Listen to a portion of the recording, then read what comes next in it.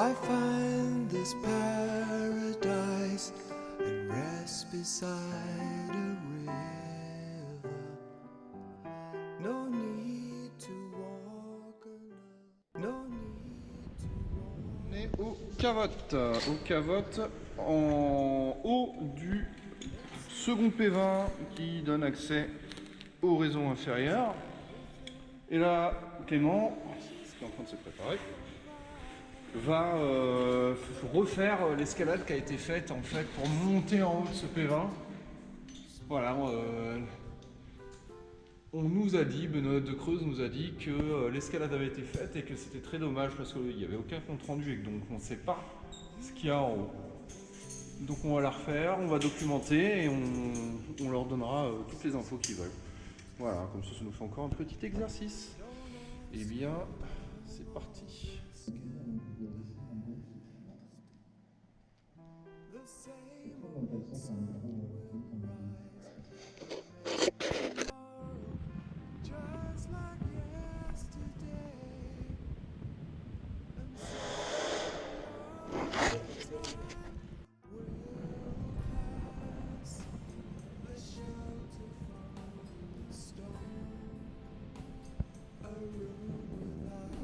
Là en bas on voit Arthur et on arrive à un moment sur une espèce de méandre. Donc j'ai laissé le matériel à l'entrée pour passer là-dedans. C'était pas évident. Et ici on arrive sur un truc un peu plus large. Mais je pensais que c'était un départ de méandre, non. Un départ de puits, mais non, c'est pas pénétrable. Ça c'est tout en haut. Et vers l'avant, ça colmate. Voilà, il y a le méandre qui continue dans cette direction, mais ça s'est colmaté. Et donc là, on n'est pas les premiers à venir. Parce qu'il y a du marquage. Je l'ai mis en 95 et au-dessus, soit 22, soit DD, je sais pas.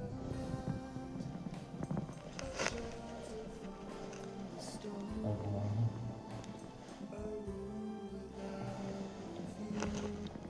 22,81 ou DD,85. Et donc je vais essayer de repasser cette merde bien coincée pour voir ce qu'on fait après. Peut-être continuer par en haut. Donc, point de situation. Plus fort, me dit Arthur. Alors là, du coup, on est en haut du P20, deuxième P20 des Cavottes. On a grimpé ça en reprenant les anciens points et en rajoutant. Au-dessus, on voit qu'il y a des formes de méandres plus ou moins larges. Et ici, du coup, on avait un petit palier, toujours en méandre, dans lequel, du coup, j'ai été et on a vu que ça cutait et que ça a déjà été visité. Donc là, on a comme possibilité de continuer à monter vers là-haut pour atteindre les parties larges du méandre qui ont l'air de continuer devant moi. Et peut-être de partir à droite aussi. Au niveau, je ne vois pas si on voit bien, mais partir à droite peut-être par là. Et peut-être aussi revenir en arrière. À voir.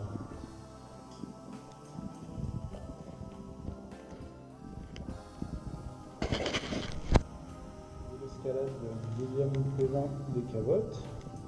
Donc je suis remonté de 5-6 mètres, je suis au-dessus du méandre tout étroit en bas duquel j'étais tout à l'heure, d'ailleurs peut-être que je le vois en zoom. Et donc là on arrive sur un palier, voilà l'arrivée. Hop, j'espère qu'il ne coulait trop, mais une petite niche, donc tout droit en haut. Ça queute. Par contre, Il y a un bout de méandre qui part franchement à gauche. Et en fait, ce méandre en haut, il est vachement large. Et comme on n'a plus le temps, on va faire demi-tour ici. Et on va peut-être aller voir là-haut. Alors a priori, ça continue au moins sur quelques mètres à l'horizontale, je dirais peut-être 10 mètres de vertical. Et je ne suis pas franchement sûr que ce soit pénétrable très loin à gauche, mais ça pourrait. En tout cas, c'est joli, bizarre un petit peu. Et sinon, vous voyez, tout en bas, je voyais peut-être un potentiel départ de l'autre côté, et en fait, non, c'est juste une petite boucle de méandre impénétrable. Là, on dirait qu'on est un peu au croisement de deux failles. Une comme ça, et une qui partirait là-bas, peut-être. C'est assez bizarre. Et par contre, ici, j'ai vu aucune trace de passage. Donc, je vais mettre un petit 2024.